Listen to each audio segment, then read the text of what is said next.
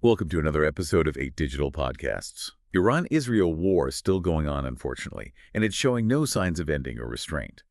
Meanwhile, many news outlets are reporting that the U.S. President Donald Trump has approved plans to attack Iran, but has not made a final decision on whether to strike the country.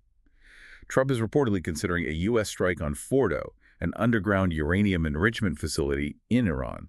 And if he decides to go all in, the U.S. will most probably use its B-2 bomber plane, which we will discuss today.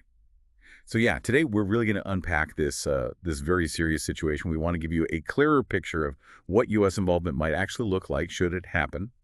We'll be focusing particularly on the hardware, the military tools involved, specifically that B-2 Spirit bomber and a really powerful weapon it can carry. The aim here is for you to understand what these things are, why they're even being talked about for such a difficult target, and what the fallout could be if they were actually used. It's complicated stuff, definitely. It really is. Lots of moving parts. Exactly. So let's start with the target itself. Fordow, Iran's underground uranium enrichment site. People call it impregnable. A fortress. Why?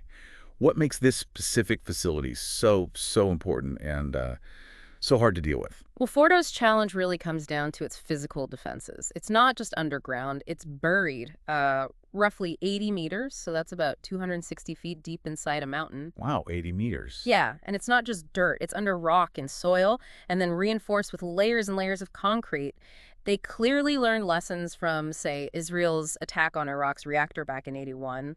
Construction started around 2006, became operational in 2009, specifically designed, to withstand attack. So standard bombs, missiles, yeah, they just wouldn't work. Not a chance. They wouldn't get close enough to do meaningful damage. It's built precisely to defeat conventional military strikes. It's Iran saying, you can't easily touch this part of our program. Right. And we've seen Israel taking action recently, haven't we? They've hit other sites, Natanz, Isfahan, caused some damage, power cuts, issues with centrifuges. That's true. They've shown air superiority in many ways. But reports consistently say Fordow. No visible damage. So is it fair to say it's really beyond what Israel can currently achieve on its own? That they'd need help to truly cripple Iran's nuclear ambitions? I think that's a reasonable assessment, yeah. Fordow is absolutely central if the goal is to eliminate Iran's potential path to a nuclear weapon. And remember, the IAEA, the International Atomic Energy Agency, found uranium enriched up to 83.7% purity there. That's very, very close to the 90% needed for weapons-grade material. 83.7%. Okay. So you see, Fordow isn't just a facility. It's arguably the most critical one from a proliferation standpoint. Taking it out is key, but incredibly difficult. Okay, so if Fordow is the unbreakable lock, then the B-2 Spirit bomber. That's often presented as America's master key, isn't it? You could certainly see it that way. It's described as the most advanced strategic bomber, able to slip through defenses, hit hardened targets with precision. What makes this plane so special, so suited for these kinds of high-risk missions? The B-2 is... well, it's an extraordinary piece of engineering. The cost alone tells you something about $2.1 billion each. Billion. With a B. With a B. Most expensive military aircraft ever built. Northrop Grumman made them starting in the late 80s, but production was cut way back after the Soviet Union collapsed. Only 21 were ever made. 21 total. How many are flying now? 20 are still operational today. Its range is incredible, too, over 6,000 nautical miles without refueling. That lets it strike globally right from bases in the U.S. Think Missouri to Afghanistan or Libya. They've done those missions. And with aerial refueling, basically anywhere on Earth is reachable. And payload, what can it carry? It can haul over 40,000 pounds. That includes a mix of conventional weapons and nuclear ones, too, like up to 16 B-83 nuclear bombs.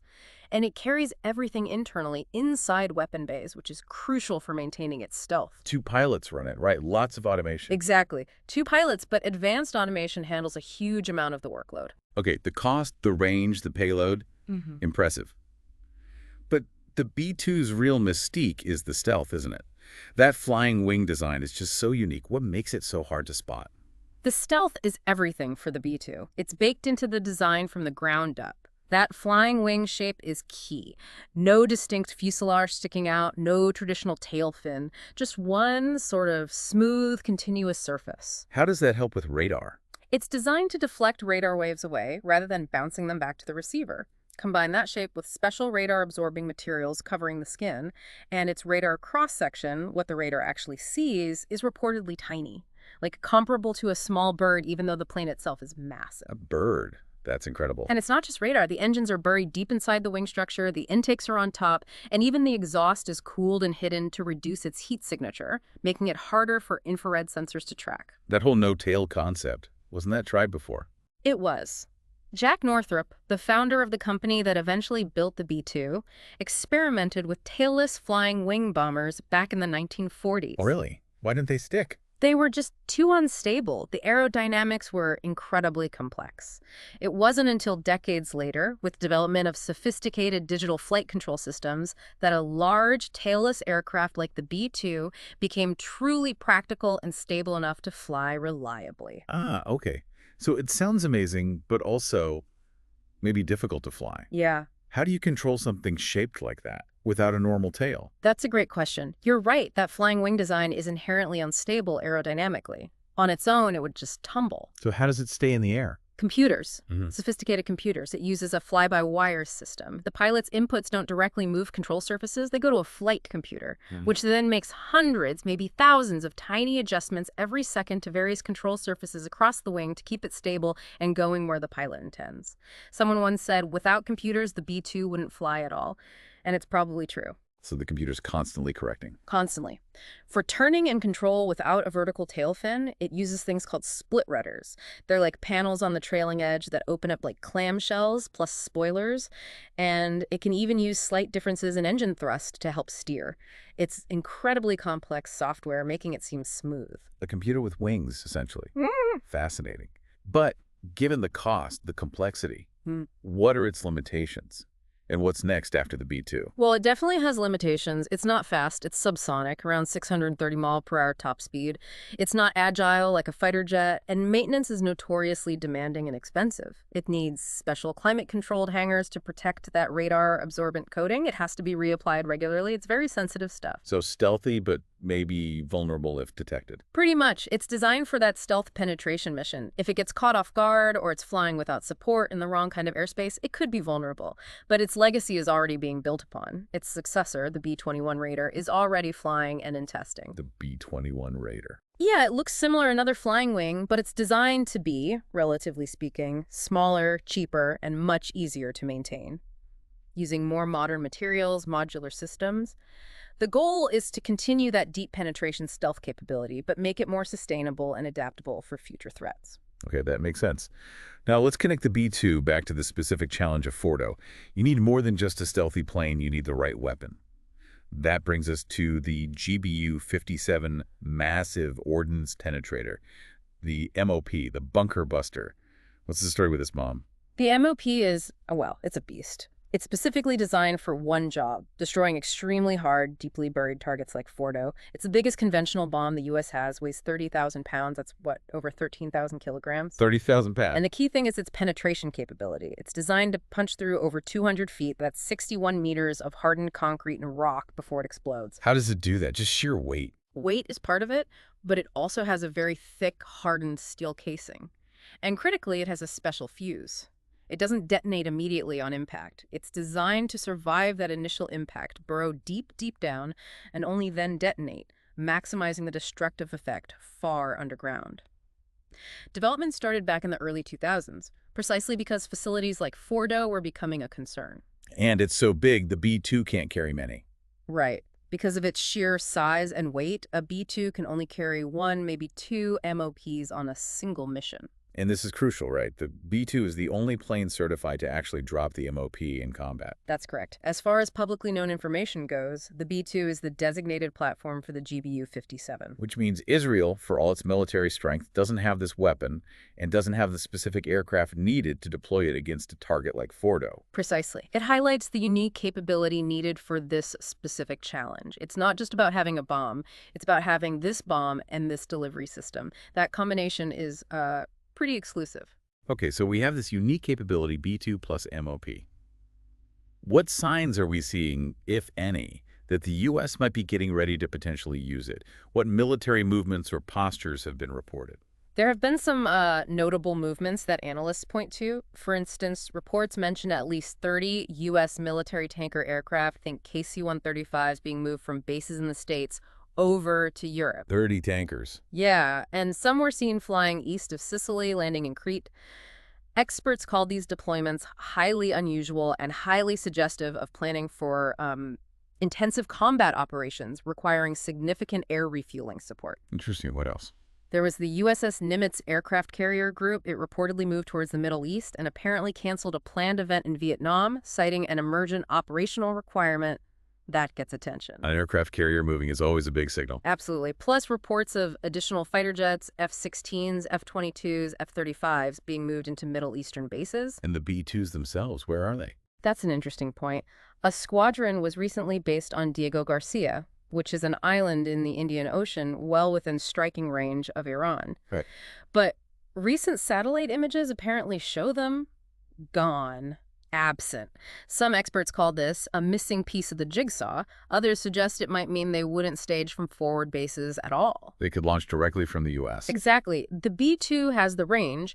They could potentially fly a round-trip mission directly from, say, Missouri, hit the target, and return maybe a 24-hour-plus mission with refueling without needing to land overseas beforehand. That adds an element of surprise. And how does Israel's own activity fit into this? You mentioned they've been hitting other sites. Does that help prepare the ground, so to speak? Potentially, yes. Israel's Air Force has been working to degrade Iranian air defenses, targeting things like their S-300 missile systems and other military infrastructure.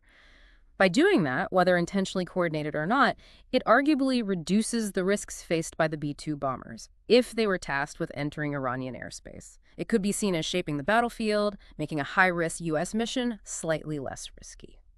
Okay, so we've got the target, the weapon, the plane, the signs of readiness. Let's talk about the consequences. If the U.S. did make the decision to use the B-2 and the MOP against Fordow, what happens next? What are the immediate and maybe the longer-term ramifications? This feels like it could be huge. Huge is an understatement. The potential consequences are massive on multiple levels. First, the military challenge itself. Even with the MOP, experts say destroying Fordow is not a one-and-done job. It might take multiple hits. Very likely. Multiple bombs, potentially over several waves, and even then, guaranteeing complete destruction is difficult.